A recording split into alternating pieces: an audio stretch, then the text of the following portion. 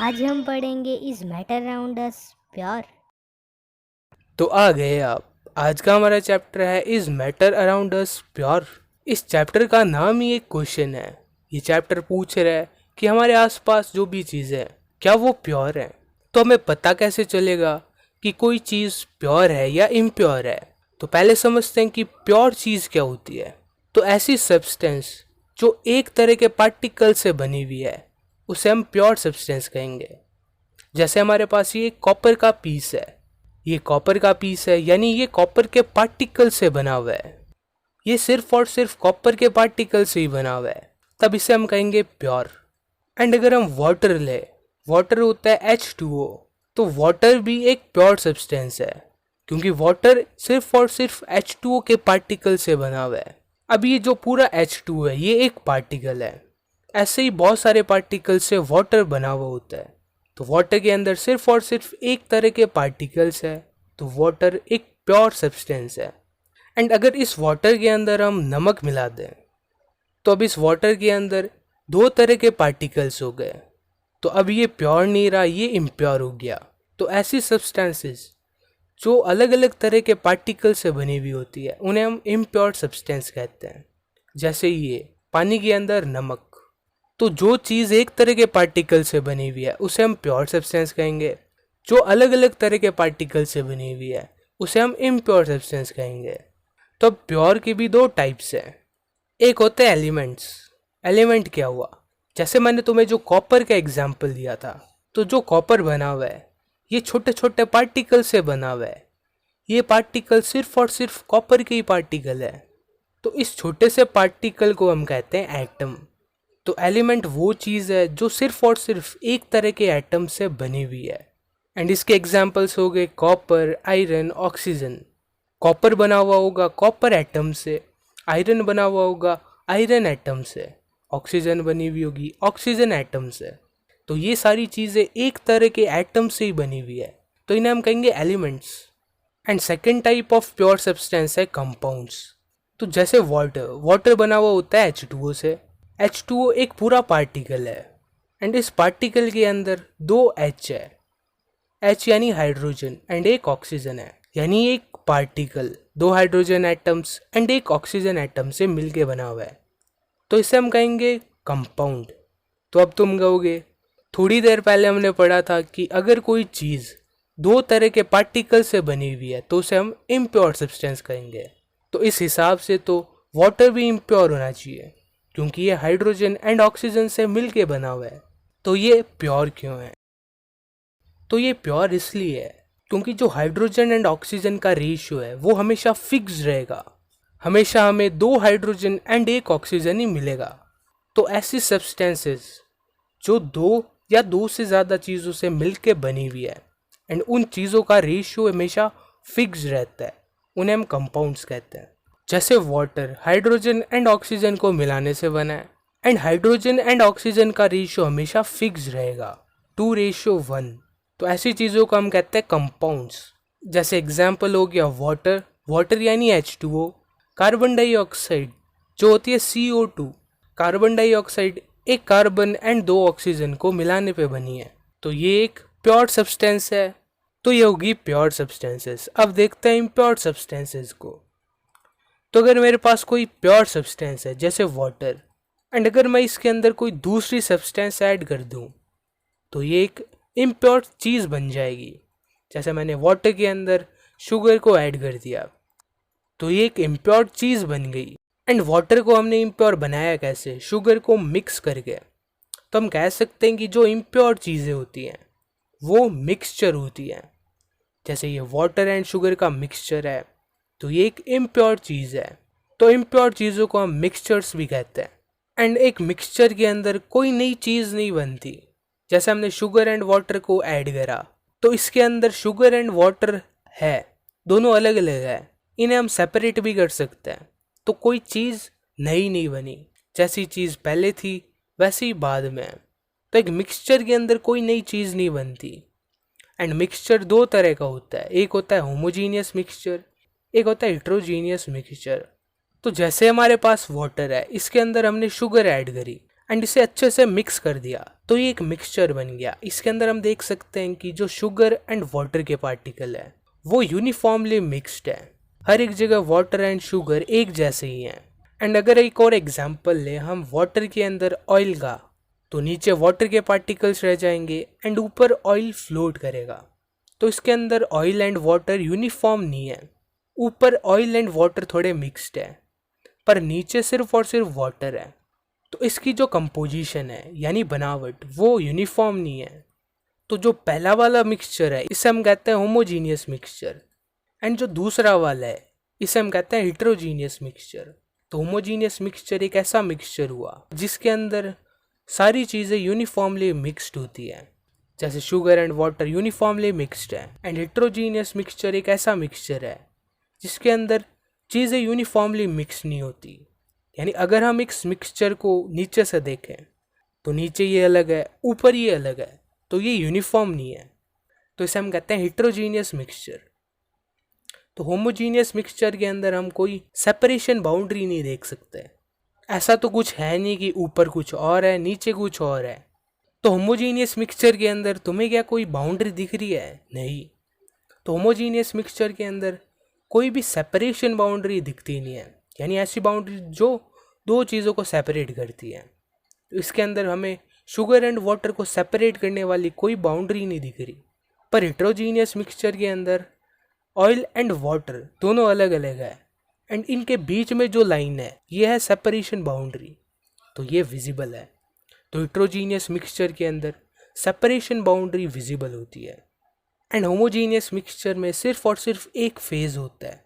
जैसे ये मिक्सचर पूरा एक जैसा है तो ये एक फेज है, पर हेट्रोजीनियस मिक्सचर के अंदर ऊपर वाला अलग फेज दिख रहा है, नीचे वाला अलग दिख रहा है। तो इसके अंदर दो या दो से ज़्यादा फेजेस हो सकते हैं। होमोजीनियस मिक्सचर के एग्जाम्पल हो गए mixture of water and sugar, mixture of water and salt and और भी बहुत सारे ऐसे मिक्सचर जो यूनिफॉर्म होते हैं उन्हें हम होमोजीनियस मिक्सचर कहेंगे। एंड ऐसे मिक्सचर जो यूनिफॉर्म नहीं होते हैं जैसे water and oil and sand and water, sand नीचे सेटल हो जाती है, ऊपर वाटर रह जाता है, तो वो मिक्सचर यूनिफॉर्म नहीं होता, यानी वो हेट्रोजीनियस मिक्सचर होता है। तो ये हो गए होमोजीनियस एंड हेट्रोजीनियस मिक्सचर। अब देखते हैं सॉल्यूशन को। तो सॉल्यूशन एक होमोजीनियस मिक्सचर होता है दो या दो से ज़्यादा चीज़ों का, जैसे salt and water. Salt water के अंदर यूनिफॉर्मली मिक्स हो जाएगा, तो इसे हम एक सॉल्यूशन कहेंगे। सॉल्यूशन के एग्जाम्पल हो गए lemon water, sugar solution, salt and water. And इसके और भी एग्जाम्पल है जैसे एयर। हमारे आसपास जो हवा है वो भी एक सॉल्यूशन है, जो स्टील होता है वो भी एक सॉल्यूशन है। तब तुम्हारे दिमाग में सवाल आ रहा होगा कि ये चीज़ें सॉल्यूशन कैसे है। तो सॉल्यूशन सॉलिड भी हो सकती है, गैसियस भी हो सकती है एंड लिक्विड भी हो सकती है। तो अब देखते हैं सॉलिड को। तो सॉलिड सॉल्यूशन में क्या होता है, एक सॉलिड चीज़ के अंदर हम दूसरी चीज़ को मिक्स कर देते हैं एंड कंडीशन ये है कि वो दोनों चीज़ें यूनिफॉर्मली मिक्स होनी चाहिए, तब जो चीज़ बनती है उसे हम कहते हैं सॉल्यूशन। जैसे इसका एग्जांपल हो गया अलॉयज़। अगर हम एक मेटल को लें एंड उस मेटल के अंदर दूसरे मेटल को यूनिफॉर्मली मिक्स कर दें या फिर दूसरे नॉन मेटल को यूनिफॉर्मली मिक्स कर दें, तब जो चीज़ बनती है उसे हम कहते हैं अलॉय। सीधा अलॉय नहीं बनता, हीट देते देते मेटल एक स्टेज पर मेल्ट हो जाता है, यानी लिक्विड बन जाता है। एंड लिक्विड बनने के बाद में हम उसके अंदर जो भी चीज़ ऐड करनी होती है, चाहे वो कोई मेटल हो या फिर नॉन मेटल हो, उन्हें भी लिक्विड में लेंगे, फिर उन दोनों को यूनिफॉर्मली मिक्स कर देंगे एंड फिर जब टेम्परेचर कम होगा तो वो फिर से सॉलिड बन जाएगा। तो ऐसे जो चीज़ बनती है उसे हम कहते हैं अलॉय। अब देखते हैं गैसियस सॉल्यूशन। गैसियस सॉल्यूशन होती है एयर। एयर भी बहुत सारी गैसेस का मिक्सचर होती है एंड वो सारी गैसेस यूनिफॉर्मली मिक्स्ड होती है, तो एयर भी एक तरह की सॉल्यूशन है। एंड लिक्विड सॉल्यूशन तो हम पढ़ते ही आ रहे हैं, जैसे sugar and water, salt and water. Solution के लिए सिर्फ एक कंडीशन होनी चाहिए कि चीज़ें यूनिफॉर्मली मिक्स होनी चाहिए, क्योंकि सॉल्यूशन एक होमोजीनियस मिक्सचर होता है। तो अगर हम एक सॉल्यूशन बनाएं, हमारे पास वाटर है, इसके अंदर हम सॉल्ट ऐड कर रहे हैं, तो सॉल्ट को ऐड करने के बाद ये एक सॉल्यूशन बन जाएगी। पर ये सॉल्यूशन दो चीज़ों से बन रही है। पहली चीज़ है ये वाटर, दूसरा है सॉल्ट। तो ऐसी चीज़ जिसके अंदर दूसरी चीज़ डिज़ोल्व होती है उसे हम कहते हैं सॉल्वेंट। फिर से रिपीट करता हूँ, ऐसी चीज़ जिसके अंदर दूसरी चीज़ डिज़ोल्व होती है, जैसे वाटर, वाटर के अंदर दूसरी चीज़ यानी सॉल्ट आके डिज़ोल्व हो रहा है, तो इसे हम कहेंगे सॉल्वेंट। तो हम इसे ऐसे लिख सकते हैं, the component of solution in which other component dissolves, यानी सॉल्यूशन का एक ऐसा पार्ट जिसके अंदर दूसरी चीज़ आके डिज़ोल्व होती है उसे हम सॉल्वेंट कहेंगे। याद रखना, सॉल्वेंट। एंड वो चीज़ जो सॉल्वेंट के अंदर डिज़ोल्व होती है उसे हम कहते हैं सॉल्यूट। जैसे ये सॉल्ट, सॉल्ट सॉल्यूट है क्योंकि ये सॉल्वेंट के अंदर डिज़ोल्व हो रहा है। तो इस एग्जाम्पल को देख के हम एक बात कह सकते हैं कि जो सॉल्वेंट होता है वो ज़्यादा क्वांटिटी में होता है, जैसे कि वाटर यहाँ पर ज़्यादा क्वांटिटी में है, एंड सॉल्यूट कम क्वांटिटी में होता है जैसे सॉल्ट। तो अब सॉल्यूट एंड सॉल्वेंट का तुम्हें पता चल गया। तुम कई बार सॉल्यूट एंड सॉल्वेंट के बीच में कंफ्यूज भी हो सकते हो। तो उस कंफ्यूजन से बचने के लिए जो ऊपर वीडियो आ रही है इसे देखना मत भूलना, क्योंकि जितना भी तुमने अभी पढ़ा है वो सारा वेस्ट हो जाएगा अगर तुम कंफ्यूज हो गए तो। अगर सॉल्यूट की जगह सॉल्वेंट लिख दिया तो पूरा ही गलत हो जाएगा। तो उस वीडियो को ज़रूर देखना, छोटी सी वीडियो है। तो अब सॉल्यूशन के कुछ एग्जाम्पल्स देखते हैं। पहला एग्जाम्पल है solution of tincture of iodine. तो अगर हम आयोडीन को अल्कोहल में डिसॉल्व करते हैं तो जो सॉल्यूशन बनेगी उसे हम कहते हैं टिंचर ऑफ आयोडीन। तो यहाँ पर हम कर क्या रहे हैं, अल्कोहल के अंदर आयोडीन को ऐड कर रहे हैं। तो अल्कोहल क्या हो गया, सॉल्वेंट हो गया, एंड जो आयोडीन है वो क्या हो गया, सॉल्यूट। दूसरा एग्जाम्पल हो गया एरेटेड ड्रिंक्स का, जैसे कोल्ड ड्रिंक्स, कोल्ड ड्रिंक्स को हम एरेटेड ड्रिंक्स कहते हैं। तो इनके अंदर क्या होता है, जो लिक्विड होता है उसके अंदर कार्बन डाइऑक्साइड गैस डिसॉल्व करी जाती है। तो हमने कई बार देखा होगा जब भी हम कोल्ड ड्रिंक को खोलते हैं तो उसके अंदर से गैस निकलती है, तो वो गैस होती है कार्बन डाइऑक्साइड। तो इन ड्रिंक्स में क्या होता है, लिक्विड के अंदर गैस को डिसॉल्व करा जाता है। तो यहाँ पर सॉल्यूट कौन सा हुआ, लिक्विड, क्योंकि लिक्विड के अंदर ही गैस डिसॉल्व होती है, एंड जो गैस है वो है सॉल्यूट। एंड थर्ड एग्जाम्पल है एयर। हमारे आसपास जो भी हवा है इसके अंदर नाइट्रोजन होती है, ऑक्सीजन होती है। तो हवा के अंदर ज़्यादातर नाइट्रोजन होती है, नाइट्रोजन का परसेंटेज होता है 78%, एंड ऑक्सीजन 21% होती है। इसे टोटल करने पे हमें मिलेगा 99%। तो जो बचा हुआ 1% है उसके अंदर और सारी गैसेस होती हैं जो छोटी छोटी क्वांटिटी में प्रेजेंट होती है। तो एयर के अंदर मेनली नाइट्रोजन एंड ऑक्सीजन होती है। तो यहाँ पर जो ज़्यादा क्वांटिटी में है वो क्या होगा, सॉल्वेंट, एंड जो कम क्वांटिटी में है वो है सॉल्यूट। तो नाइट्रोजन सॉल्वेंट है, ऑक्सीजन सॉल्यूट है। तो ये होगी सॉल्यूशन की डेफिनेशन एंड उसके एग्जाम्पल्स। अब देखते हैं प्रॉपर्टीज़ ऑफ सॉल्यूशन, यानी कैसे हमें पता चलेगा कि कोई चीज़ सॉल्यूशन है या नहीं।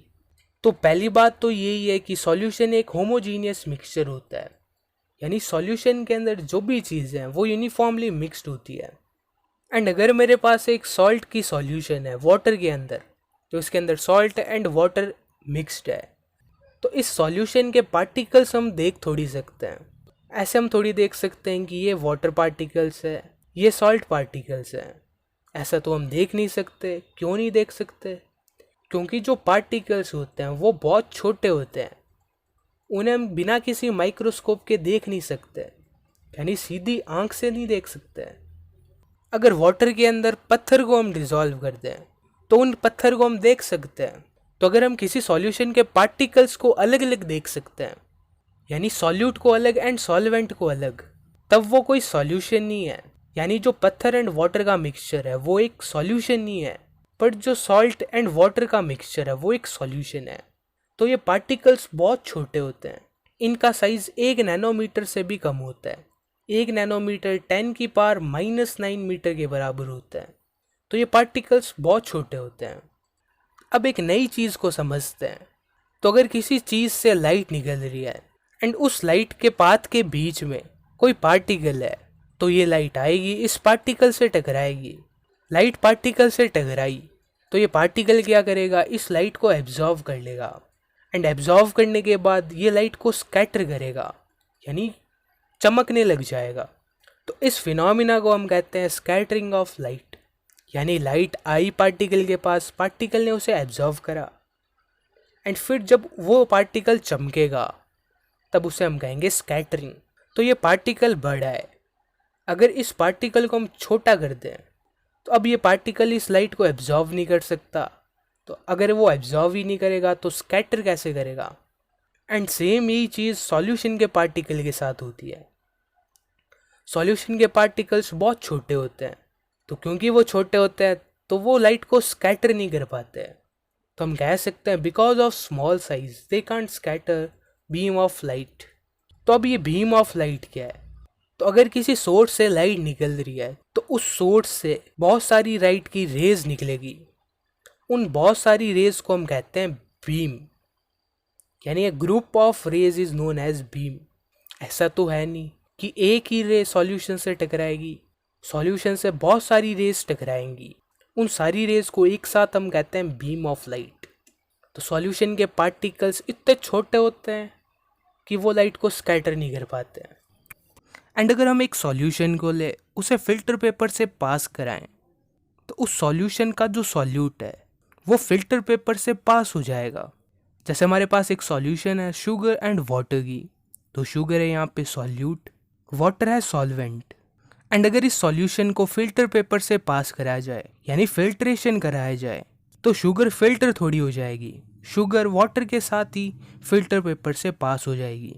तो हम कह सकते हैं कि we can't separate solute from solution by filtration. अब ऐसा होता क्यों है, ऐसा इसलिए होता है क्योंकि सॉल्यूशन के पार्टिकल्स बहुत छोटे होते हैं, उनका साइज बहुत छोटा होता है, तो वो फिल्टर पेपर के पोर्स से आसानी से पास हो जाते हैं because of their small size. अगर हम एक सॉल्यूशन को अनडिस्टर्ब्ड रखें तो उसके अंदर जो सॉल्यूट है वो नीचे सेटल थोड़ी हो जाएगा। अगर हमने वाटर एंड शुगर की सॉल्यूशन बनाई है तो थोड़ी देर बाद शुगर नीचे सेटल थोड़ी हो जाएगी। तो सॉल्यूशन में जो सॉल्यूट के पार्टिकल्स होते हैं वो नीचे सेटल नहीं होते। तो ये होगी प्रॉपर्टीज ऑफ सॉल्यूशंस। अब सॉल्यूशन दो तरह की होती है, एक होती है सैचुरेटेड सॉल्यूशन, एक होती है अनसैचुरेटेड सॉल्यूशन। सॉल्यूशन बनती है सॉल्यूट एंड सॉल्वेंट से। तो जैसे हमारे पास ये एक सॉल्वेंट है, ये इसके पार्टिकल्स हैं, एंड अगर हम इसके अंदर सॉल्यूट मिक्स करें तो सॉल्यूट आएगा इस स्पेस के बीच में चला जाएगा। तो सॉल्वेंट के पार्टिकल्स के बीच में जो स्पेस है वो अभी भी खाली है, यानी और सॉल्यूट को हम इसके अंदर ऐड कर सकते हैं। तो इस सॉल्यूशन को हम कहेंगे अनसैचुरेटेड सॉल्यूशन, यानी ऐसी सॉल्यूशन जिसके अंदर और सॉल्यूट ऐड करा जा सकता है उसे हम अनसैचुरेटेड सॉल्यूशन कहेंगे। एंड अगर इसके अंदर हम और सॉल्यूट ऐड करते हैं तो सॉल्वेंट के पार्टिकल्स के बीच में जो स्पेस थी वो अब सारी भर गई, यानी अब और पार्टिकल्स इसके अंदर डिसॉल्व नहीं हो सकते क्योंकि अब कोई स्पेस ही नहीं है। तो इससे हम कहेंगे सैचुरेटेड सॉल्यूशन, यानी ऐसी सॉल्यूशन जिसके अंदर और सॉल्यूट डिसॉल्व ना करा जा सके। एंड अगर हम टेम्परेचर को बढ़ाते हैं तो सॉल्वेंट के पार्टिकल्स की काइनेटिक एनर्जी बढ़ेगी, उस वजह से जो पार्टिकल्स के बीच में स्पेस है वो भी बढ़ जाएगी। तो स्पेस बढ़ेगी तो और पार्टिकल्स इसके अंदर डिसॉल्व हो पाएंगे। तो टेम्परेचर बढ़ाने से सॉल्यूट के ज़्यादा पार्टिकल्स डिसॉल्व करे जा सकते हैं। इसलिए इन दोनों की डेफिनेशन में लिखा हुआ है एट अ पर्टिकुलर टेम्परेचर, यानी एक फिक्स टेम्परेचर के ऊपर अगर टेम्परेचर हम बढ़ा देते हैं तो और सॉल्यूट डिसॉल्व करा जा सकता है। तो यहाँ पर हमने टेम्परेचर को फिक्स कर दिया, तो ये होगी सैचुरेटेड एंड अनसैचुरेटेड सॉल्यूशन। अब एक और केस देखते हैं, जब हमारे पास दो सॉल्यूशंस हैं, ये दोनों सॉल्यूशन है वाटर एंड सॉल्ट की, इसके अंदर कम सॉल्ट डिसॉल्व्ड है, इसके अंदर ज़्यादा सॉल्ट डिसॉल्व्ड है। तो इन दोनों के बीच में डिफरेंस क्या है? डिफरेंस कुछ नहीं है, पहली सॉल्यूशन के अंदर ज़्यादा सॉल्यूट है यानी ज़्यादा सॉल्ट है, दूसरी के अंदर कम सॉल्यूट है। तो इस कम एंड ज़्यादा सॉल्यूट वाली चीज़ को हम कहते हैं कंसंट्रेशन। तो कंसंट्रेशन क्या हुआ? Concentration of solution is the quantity of solute present in a particular amount of solution, यानी एक सॉल्यूशन की पर्टिकुलर अमाउंट के अंदर कितना सॉल्यूट प्रेजेंट है उसे हम कंसंट्रेशन कहेंगे। या सिंपली कह सकते हैं कि एक सॉल्यूशन के अंदर कितना सॉल्यूट प्रेजेंट है। जैसे इस केस के अंदर इस सॉल्यूशन के अंदर कम सॉल्ट प्रेजेंट है तो इसका कंसंट्रेशन कम है, इसके अंदर ज़्यादा सॉल्ट प्रेजेंट है तो इसका कंसंट्रेशन ज़्यादा है। तो इस चीज़ को हम मैथमेटिकली दो तरीके से निकाल सकते हैं। पहला मेथड है मास बाई मास परसेंटेज। जैसे नाम बता रहा है, मास बाई मास, यानी मास डिवाइडेड बाई मास। अब पहले हम लिखेंगे मास ऑफ सॉल्यूट, फिर लिखेंगे मास of solution. Mass by mass percentage है। परसेंटेज के लिए हम हमेशा 100 यूज़ करते हैं, तो इसे मल्टीप्लाई कर देते हैं 100 से। तो ये हमें एक फॉर्मूला मिल गया। इस फॉर्मूले से हम किसी भी सॉल्यूशन का मास बाई मास परसेंटेज निकाल सकते हैं। एंड दूसरा तरीका है मास बाई वॉल्यूम परसेंटेज। तो यहाँ पे क्या है, यहाँ पे है मास बाई वॉल्यूम, यानी मास of solute divided by volume of solution multiplied by 100, क्योंकि यहाँ पर परसेंटेज की बात हो रही है। तो ये है मास बाई वॉल्यूम परसेंटेज का फॉर्मूला। तो अब इससे रिलेटेड एक क्वेश्चन करते हैं। क्वेश्चन है solution of 40 gram of salt 320 gram of water, calculate the concentration in terms of mass by mass percentage. तो यहाँ पर हमें दिया हुआ है मास ऑफ सॉल्यूट जो कि है 40 ग्राम। सॉल्यूट क्या है, सॉल्ट, एंड जो वाटर है वो है सॉल्वेंट। तो मास ऑफ सॉल्वेंट क्या है, 320 gram. And mass by mass percentage के अंदर हमें मास ऑफ सॉल्यूशन चाहिए। तो सॉल्यूशन बनेगी किससे, सॉल्यूट एंड सॉल्वेंट से। तो mass of solution is equal to mass of solvent plus mass of solute, यानी 320 प्लस 40 यानी 360 ग्राम। अब जो मास बाई मास परसेंटेज का फॉर्मूला है उसे अप्लाई कर देते हैं। फॉर्मूला था mass of solute divided by mass of solution into 100। तो इसके अंदर हम वैल्यू रख देते हैं 40 बाई 360 इंटू 100। तो हमारा आंसर आ गया 11.1%। तो ये आया है कंसंट्रेशन सॉल्ट एंड वाटर की सॉल्यूशन का। तो इसका मतलब क्या है, तो ये है 11.1%। परसेंट का मतलब समझो, परसेंट यानी पर 100, सेंट का मतलब होता है 100। तो 100 ग्राम ऑफ सॉल्यूशन के अंदर 11.1 ग्राम ऑफ सॉल्यूट प्रेजेंट है।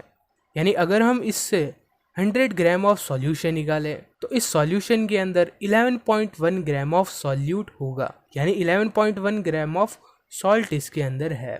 तो ये हो गया कंसंट्रेशन ऑफ सॉल्यूशन। एंड इतनी देर हम सॉल्यूशन के बारे में पढ़ रहे थे। एंड सॉल्यूशन एक होमोजीनियस मिक्सचर का टाइप है। अब थोड़ा हिट्रोजीनियस मिक्सचर के बारे में पढ़ते हैं। हिट्रोजीनियस मिक्सचर के दो टाइप्स होते हैं, एक होता है कोलॉइडल सॉल्यूशन, एक होता है सस्पेंशन सॉल्यूशन या फिर सस्पेंशन।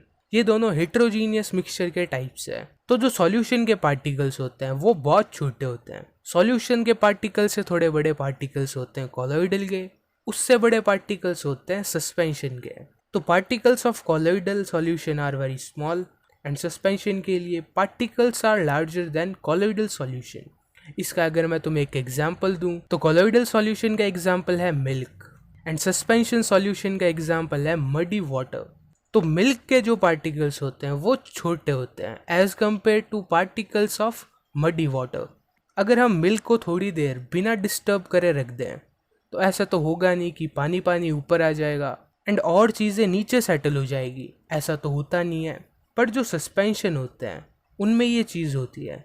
जैसे अगर हम मडी वाटर को लें एंड उसे थोड़ी देर अनडिस्टर्ब्ड रख दें तो हम देखेंगे कि नीचे मड सेटल होगी एंड ऊपर सिर्फ और सिर्फ वाटर है। तो कोलॉइडल के लिए हम लिख सकते हैं they do not settle down when left undisturbed. And यहाँ से हम कह सकते हैं कि कोलॉइडल स्टेबल होते हैं। एंड सस्पेंशन के लिए हम लिख सकते हैं they settle down when left undisturbed, यानी सस्पेंशन में जो सॉल्यूट के पार्टिकल्स हैं वो नीचे सेटल हो जाते हैं अगर उन्हें हम छेड़े ना तो। यानी अगर हम एक सस्पेंशन को लें एंड उसे अनडिस्टर्ब्ड रखते हैं बिना छेड़े, थोड़ी देर बाद सॉल्यूट के पार्टिकल्स नीचे सेटल हो जाएंगे। तो ये सेटल इसलिए होते हैं क्योंकि उनका साइज थोड़ा बड़ा होता है। एंड एक कोलॉइडल सॉल्यूशन एक बीम ऑफ लाइट को स्कैटर कर पाती है। यानी अगर हम मिल्क को लें एंड एक टॉर्च को लें तो उस टॉर्च से जो लाइट निकलेगी उसका पाथ हम उस मिल्क के अंदर देख सकते हैं। एंड मिल्क क्या था? Colloidal solution. तो कोलोइडल सॉल्यूशन के अंदर लाइट का पाथ विजिबल होता है। एंड पाथ दिखेगा कैसे हमें? जब पार्टिकल लाइट को स्कैटर करेंगे। ये पॉइंट आगे और क्लियर हो जाएगा। एंड सस्पेंशन भी एक बीम ऑफ लाइट को स्कैटर कर सकता है। जैसे अगर हम मडी वाटर के सामने टॉर्च रख दें तो हमें उस टॉर्च से जो लाइट निकली है उसका पाथ विजिबल होगा। ये चीज़ें आगे और क्लियर हो जाएगी। कोलोइडल सॉल्यूशन का एग्जाम्पल हो गया मिल्क एंड सस्पेंशन का एग्जाम्पल हो गया मडी वाटर। तो ये होगी कोलोइडल एंड सस्पेंशन सॉल्यूशन। अब जो ये कोलोइडल सॉल्यूशन है ये दो चीज़ों से बनी हुई होती है। एक होता है डिस्पर्स्ड फेज एंड एक होता है डिस्पर्जन मीडियम। जैसे अगर हम बात करें सॉल्यूशन की तो सॉल्यूशन बनी हुई है सॉल्यूट एंड सॉल्वेंट से। वैसे ही कोलोइडल बनी हुई होती है dispersed phase and dispersion medium से। तो डिस्पर्स्ड फेज सॉल्यूट के जैसा होता है, यानी जो चीज़ कम क्वांटिटी में प्रेजेंट होती है। एंड डिस्पर्जन मीडियम सॉल्वेंट के जैसे होता है, जो ज़्यादा क्वांटिटी में हो उसे हम डिस्पर्जन मीडियम कहेंगे। तो अब इस वीडियो के लास्ट टॉपिक को देखते हैं जो है टिंडल इफेक्ट। तो जैसे हमारे पास ये एक रे ऑफ लाइट है, ये इसके सामने एक पार्टिकल है। तो ये रे ऑफ लाइट इस पार्टिकल से टकराएगी। ये पार्टिकल इस रे को एब्जॉर्व कर लेगा एंड बाद में इसे स्कैटर करेगा, यानी चारों तरफ बिखेर देगा। एंड अगर इसके आसपास कोई इंसान है तो ये लाइट उस इंसान की आंख तक जाएगी, तो उस इंसान को ये पार्टिकल दिखाई देगा। तो अगर इस एक रे की जगह बहुत सारी रेज हो तो उसे हम कहते हैं बीम। तो टिंडल इफेक्ट को हम ऐसे डिफाइन कर सकते हैं, the scattering of beam of light due to which we can see the path of light is known as Tyndall effect. यानी जैसे हमारे पास ये एक सॉल्यूशन है, इसके अंदर से एक टॉर्च की लाइट पास हो रही है। इस टॉर्च की लाइट में बहुत सारी रेज होगी, बहुत सारी रेज को हम कहते हैं बीम ऑफ लाइट।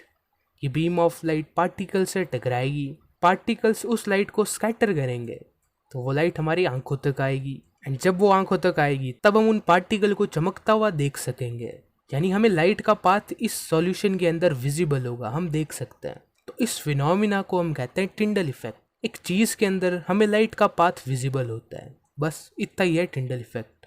अब ये सॉल्यूशन है मिल्क, टॉर्च के सामने है एयर।